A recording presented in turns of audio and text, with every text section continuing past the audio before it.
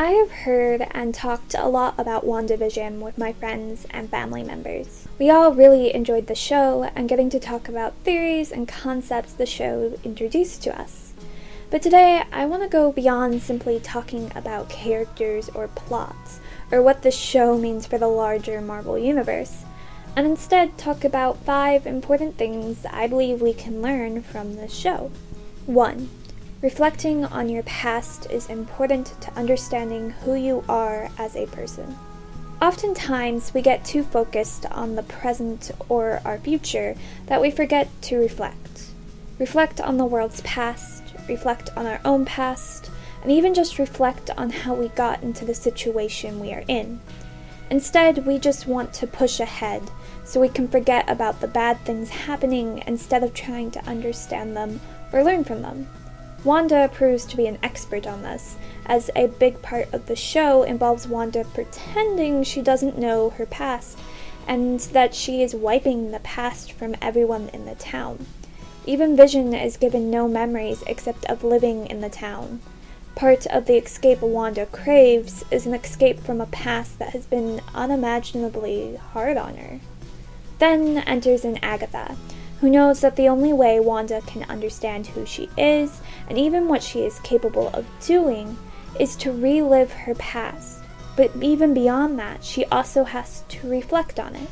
She has to force herself to remember the hard bits, and how she responded to them. Everyone has faced hardships in our life, and most of us would rather forget them and move on. How we react to trials is one of the best ways to understand who we are at the core. If we react badly to the bad things, we need to make ourselves aware of this so we can change. And if we react good, then we should be allowed to take comfort in that, and to also use that core of ourselves to aid in us doing good in the present. Now, I'm not saying we should live in the past, or let ourselves be consumed by it. What I am saying is that we shouldn't deny the importance of our past, or fail to allow ourselves to learn from it. One of my favorite parts of the show was the Vision's philosophical fight, mostly because Vision introduces a new idea to a very old problem. If a ship is slowly replaced till none of the original is left, is it the same ship? And the answer is yes, because Vision notes it isn't the wood that makes the ship who it is, but the memories. It is the fact that the pieces had to be replaced, or that a new thing was added, and the memory of that occurring that makes a person who they are.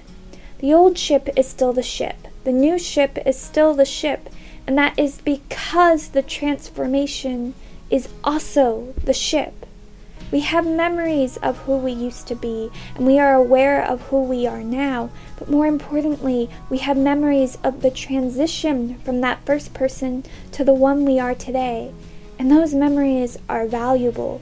Those memories are what make us, us. 2. It is important to understand why people do bad things, not just to accept that they did them. Monica quickly shows herself to be a character in the show who is meant to become the role model superhero.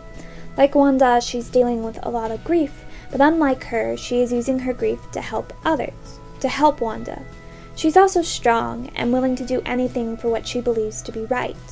But the characteristic of hers I want to emphasize is Monica's belief in understanding why it is Wanda is doing what she is doing.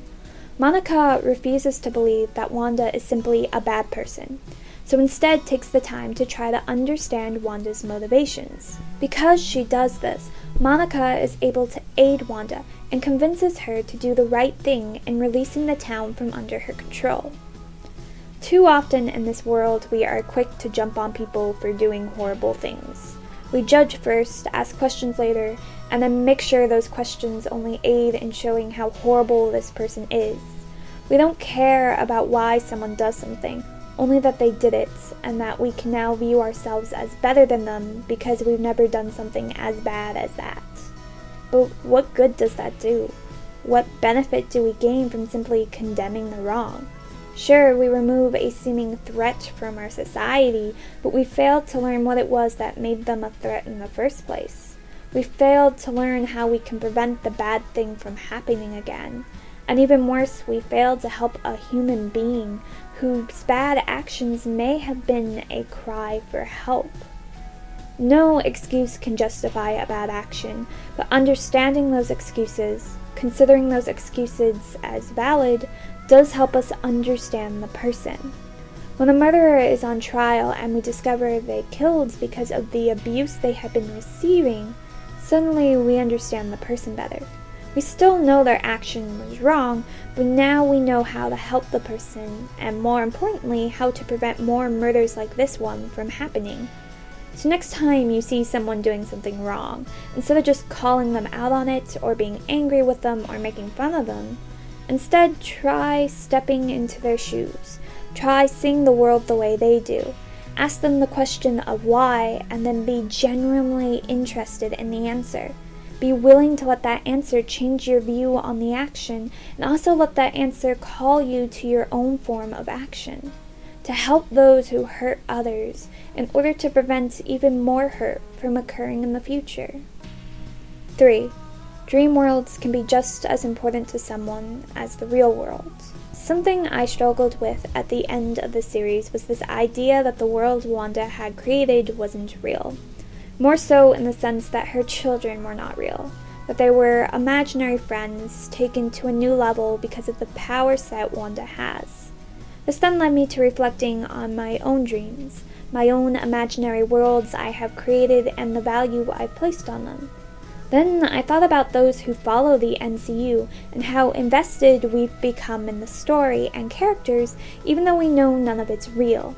This imaginary world has gathered an importance that has bled into the real worlds. I've been criticized for seeming to prefer the imaginary world over the real one, judged for putting an importance in books and stories when so much of the world is simply struggling to eat. But if WandaVision shows us anything, it should be how real these imaginary worlds can become and how important they are in creating who we are as people. Thanks to this world Wanda has created, she now understands what it is to be a mother. She understands being a neighbor and a wife, things she could never have learned without it. These other worlds are gateways into what it's like to live a life we would otherwise never get a chance to live. I think of the many books I've read where the main character introduces me to a culture I'm not from, a religion I don't follow, or a circumstance I could otherwise never dreamed or imagined. I'm able to learn from these, become a better, more understanding person. These stories take on an importance that is just as strong as the ones we can get from the real world. Still, another aspect we cannot forget is that eventually Wanda had to say goodbye to her world. She couldn't live in it forever, and we shouldn't either. Imaginary worlds are great, and we can learn from them, but if we don't take what we've learned back into the real world, then it all becomes pointless. And in some cases, like with Wanda, it can become harmful to others. Many of us can claim a story, show, book, or play has changed us, and I don't believe anyone has the right to dismiss that change simply because the cause of it wasn't real. It is real to the person experiencing it, and there is so much value to be had from it that it would be foolish to dismiss it. 4. Grief is an important emotion that is harmful both to yourself and to others to ignore. It is an emotion we don't like talking about. It is extremely overwhelming and personal. So personal, in fact, we often feel like no one else could ever understand what it is we're going through. We start believing this to the point we start pushing others away. No one actually likes feeling grief, and if you do, then you're not actually feeling it. Grief is an emotional pain that oftentimes can even overshadow the physical one. When you talk to war veterans, oftentimes the things they tell you was so bad isn't the physical pain they experienced or the fear of death, but the grief of losing so many people you know so quickly. So how do we respond to such a powerful emotion? Well, for some of us, such as in the case of Wanda, we try to ignore it, and in doing so we find we've caused ourselves more pain, and even started to hurt others. The entire show was created because Wanda was trying to process her grief. She was trying to pretend that it wasn't real. She brings back Vision, gives herself children, a new community, even recasts her brother. But in doing so, she was hurting herself. She was causing herself to lose control, and then she was hurting others, creating things that shouldn't exist and would eventually have to be destroyed, such as her family. Also, by believing she was keeping her grief in, she was actually forcing her grief onto the people around her. When we think we are being brave, pretending we aren't hurting, chances are we are failing, and actually causing those who care about us even more pain. I had a friend whose mother passed away suddenly, and I watched as she pretended she was okay. I found myself hurt that she didn't trust me to share in her grief. I felt myself trying to feel the pain for her and hoped she would open up.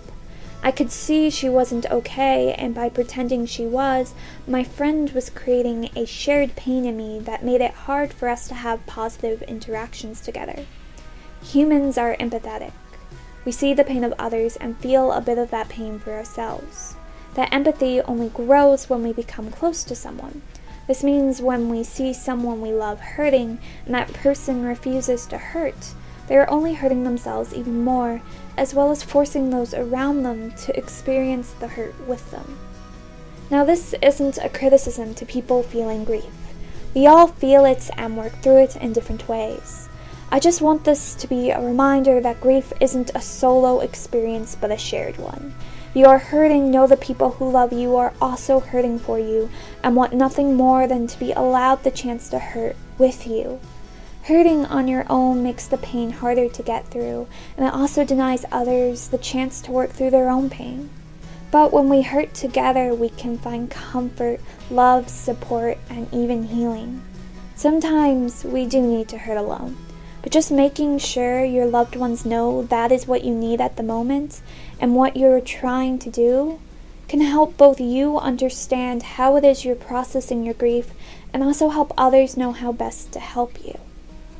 5. Doing wrong for the right reason doesn't make it any less wrong. I now want to talk a bit about one of the biggest criticisms I saw for the show, and that was that people felt Wanda wasn't punished enough for what she did. She did a horrible thing and then got to walk away from it simply because she is a hero. Now, this reminds us of an important idea, which is that doing wrong for the right reason doesn't make that wrong right. Wanda was recreating Vision, trying to create a happy community free from pain, but to do so, she was doing something very wrong.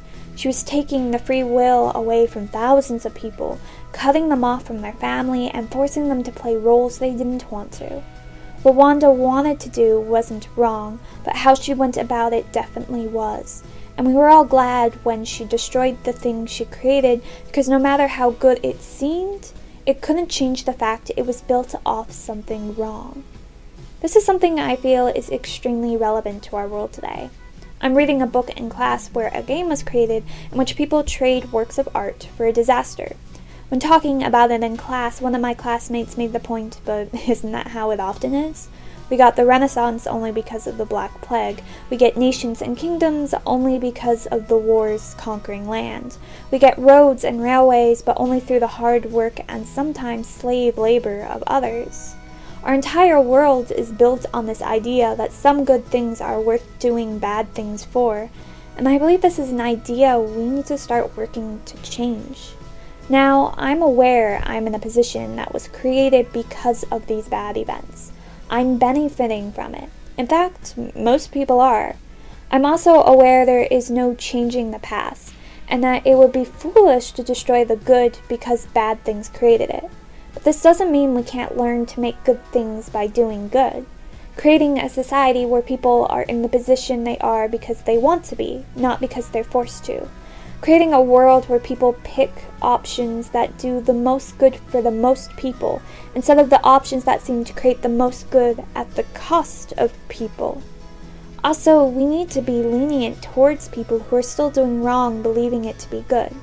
We need to be creating better paths for them to take, or helping them see the full effect of what it is they are creating. Because being cruel to people who do wrong is also wrong. Sure, it might help them see the wrong of their ways, but in the end, it makes us hypocrites. It makes us people willing to do wrong for a good by criticizing those who are simply doing the same thing we are. And yeah, those are the 5 things I learned from watching WandaVision. Now, there's a lot more we could gain from this show than just these things, and I would love to hear from you guys in the comments section what are some of the things you gained from the show. But for now, this is all I have time for. I hope you guys have a beautiful and blessed day, and I'll talk to you guys again soon. Bye!